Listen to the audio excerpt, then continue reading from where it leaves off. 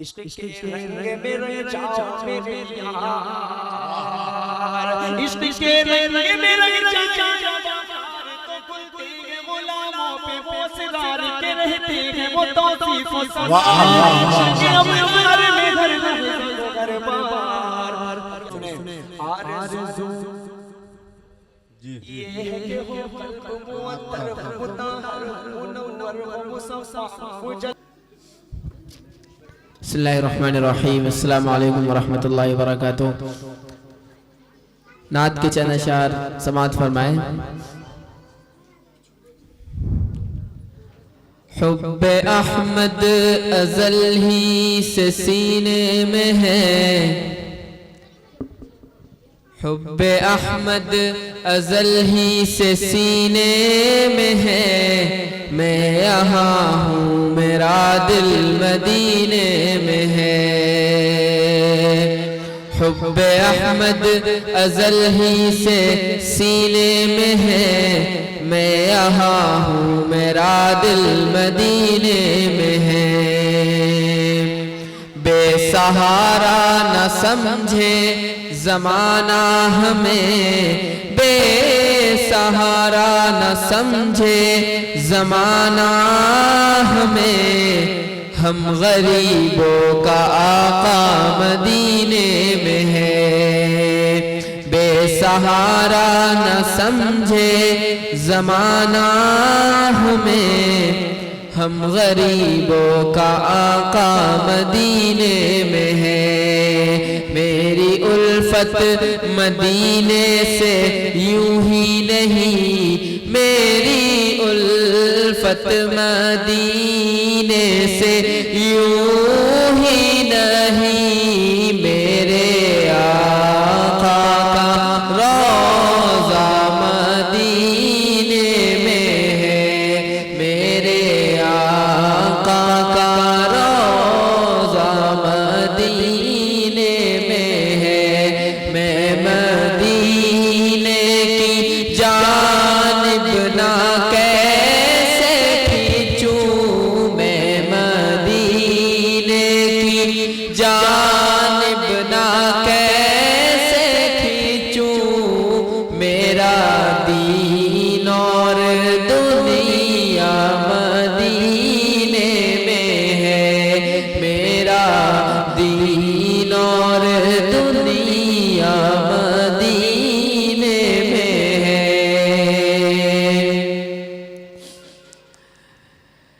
ایک ہے جنت تیری، ایک ہے حجرہ تیرا، میرے مولا بتا اب میں جاؤں کہاں۔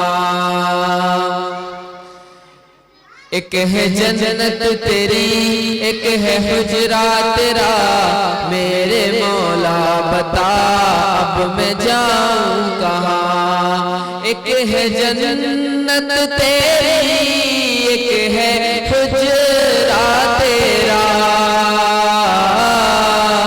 میرے مولا بتا اب میں جاؤں کہاں، میرے مولا بتا اب میں جاؤں کہاں۔ بھیج دی رب نے جنت اسی حجرے میں، بھیج دی رب نے جنت اسی حجرے میں، امی عائشہ کا حجرہ مدینے میں ہے۔ شاعر یہاں سوال کر رہا ہے کہ جب میں مدینے میں جاؤں تو ایک حجرے کی طرف جاؤں یا روضے کی طرف جاؤں؟ جس کے بارے میں آپ صلی اللہ علیہ وسلم نے ارشاد فرمایا، ما بین بیتی و منبری روضۃ من ریاض الجنہ، میرے منبر اور میرے حجرے کے درمیان کا جو ٹکڑا ہے وہ جنت کا ٹکڑا ہے۔ اس لیے شاعر کہہ رہا ہے کہ میں نے اس حجرے ہی میں جنت ہی اتار دی ہے. ہمارے پیغمبر محمد عربی صلی اللہ علیہ وسلم اس حجرے میں پیدا ہوئے ہیں جس کو ہم آج آقا کا روضہ بلاتے ہیں، آقا کا روضہ بلاتے ہیں. جب ہمارے نبی محمد عربی صلی اللہ علیہ وسلم اس دنیا میں تشریف لائے، اس دنیا میں مبعوث ہوئے تو کیا ہوا؟ آپ صلی اللہ علیہ وسلم کے آنے سے پہلے بھائی بھائی کے دشمن تھے. ایک چھوٹی سی بات پر بہت سالوں تک جنگ پھرتی تھی، لیکن آپ کے آنے کے بعد جب آپ دنیا میں تشریف لائے، جب آپ دنیا میں مبعوث ہوئے، جیسے ہی آپ صلی اللہ علیہ وسلم اس دنیا میں تشریف لائے، اس دنیا میں آئے تو کیا دیکھا؟ یہ دیکھا کہ بی بی آمنہ کہہ رہی ہیں کہ میں نے ایسا بچہ کہیں دیکھا ہی نہیں ہے، میں نے ایسا بچہ کہیں نہیں دیکھا ہے. اور جب بی بی آمنہ نے یہ کہا تو ان کے دادا حضرت عبد المطلب بولے کہ اے آمنہ تو کیا دیکھے گی؟ تو گھر میں رہتی ہے، میں تو باہر جاتا ہوں، میں تو باہر جا کے تجارت کرتا ہوں، میں نے تو کئی بچوں کو دیکھا ہے لیکن آج میں نے بھی یہ بچہ ایسا نہیں دیکھا ہے.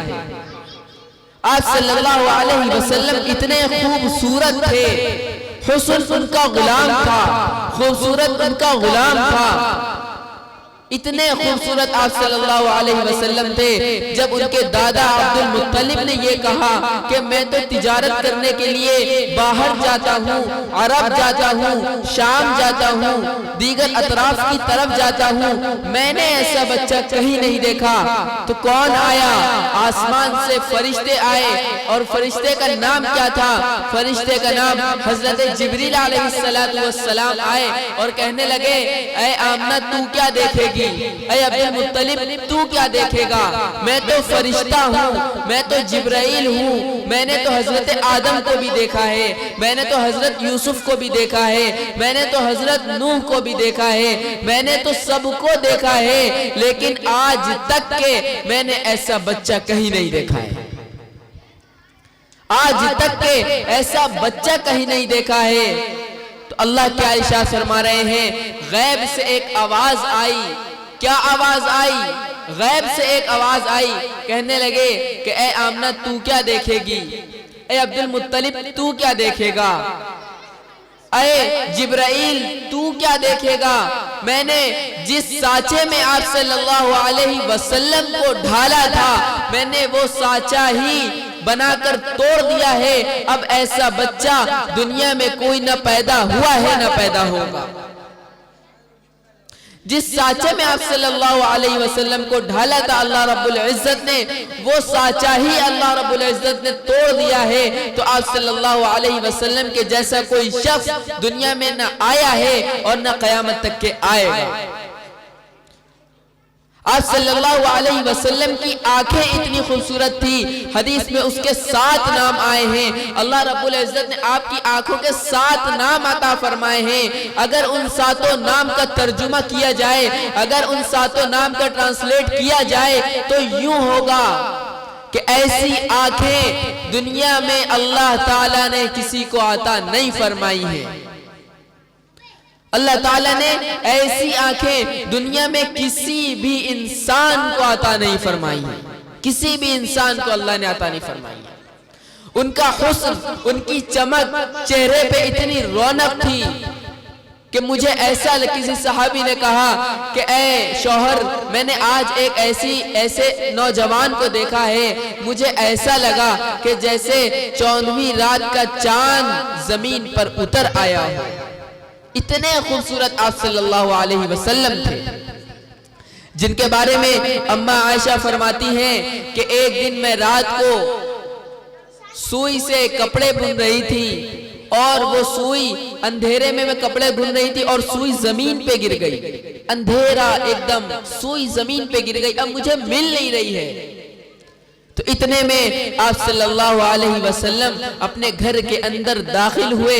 جب دروازے سے داخل ہوئے تو کمرے میں اندھیرا تھا، لیکن آپ صلی اللہ علیہ وسلم کی آنکھوں کی چمک سے اتنا روشن چہرہ تھا کہ وہ سوئی بھی چمکنے لگی. اندھیرے کمرے میں اگر آپ صلی اللہ علیہ وسلم داخل ہو جاتے تو ایک سوئی جیسی چیز چمکنے لگی. تو بڑی بڑی چیزوں سے ہم کیا مثال دیتے ہیں؟ مثال تو چھوٹی چیز سے دی جاتی ہے کہ ایک چھوٹی سی چیز، جو مہین سی چیز، ایک سوئی بھی آپ صلی اللہ علیہ وسلم کی چہرے سے چمک سے چمکنے لگی. اتنا چہرے پہ نور تھا، اتنی چمک تھی. اما عائشہ کا قول ہے کہ یوسف کو جب مصر کی عورتوں نے دیکھا تھا تو کیا ہوا تھا؟ مصر کی عورتوں نے اپنی انگلیاں کاٹ لی تھی یوسف کے حسن کو دیکھ کر، یوسف کی خوبصورتی کو دیکھ کر. تو کہتی ہیں اما عائشہ، کیا ارشاد فرماتی ہیں، اگر مصر کی عورتیں آپ صلی اللہ علیہ وسلم کو دیکھ لیتی تو انگلیاں تو دور کی بات، وہ اپنا دل کاٹ لیتی. اگر مصر کی عورتیں آپ صلی اللہ علیہ وسلم کو دیکھ لیتی تو وہ انگلیاں تو دور کی بات، اپنا جو دل ہوتا ہے اسی کو کاٹ لیتی ہیں، وہ مر جاتی دل کاٹ کے. اللہ کے بعد جن کی جو تعریف کے لائق ہے وہی ہے آپ صلی اللہ علیہ وسلم. انہی کے لیے یہ آسمان اور زمین بنے ہیں، انہی کے لیے پوری کائنات بنی ہے، انہی کے لیے ہم اور آپ بنے ہیں، انہی کے بدولت ہم اور آپ سب جی رہے ہیں، انہی کی بدولت ہمیں کھانا پانی مل رہا ہے. اگر وہ دنیا میں نہیں آتے تو ہم اور آپ آج نہیں ہوتے. اگر وہ دنیا میں نہیں آتے تو یہ آسمان اور زمین بھی نہیں ہوتے، یہ پہاڑ بھی نہیں ہوتے، یہ دریا بھی نہیں ہوتے.